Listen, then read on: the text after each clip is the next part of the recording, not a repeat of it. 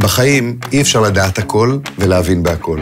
אז כשאני צריך לקבל החלטות, אני בוחר במה שאנשי המקצוע בוחרים.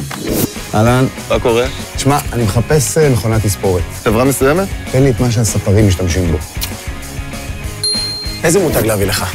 תביא לי את מה שהוא רוכב עליו. איזו מערכת אבטחה תרצה? מה יש אצלך בבית? מה זאת אומרת? לי יש את ה-S3D. את זה אני רוצה. וככה בדיוק אני נוהג בהשקעות שלי. בהשקעות אני תמיד שואל את הבעלים של אינבסטו קפיטל, חברים שלי, נועם ואוהד. תגידו רגע, במה אתם משקיעים? באופן כללי? או באופן ספציפי? באופן כללי. באופן כללי, השקעות נדל"ן בחו"ל. אנחנו נעזרים בקשרים שלנו בחו"ל, מאתרים הזדמנויות מדהימות. שמים על זה את הכסף שלנו, ורק אז מצרפים משקיעים נוספים לעסקה. אתה רוצה להצטרף? אם אתם בפנים, אני בפנים.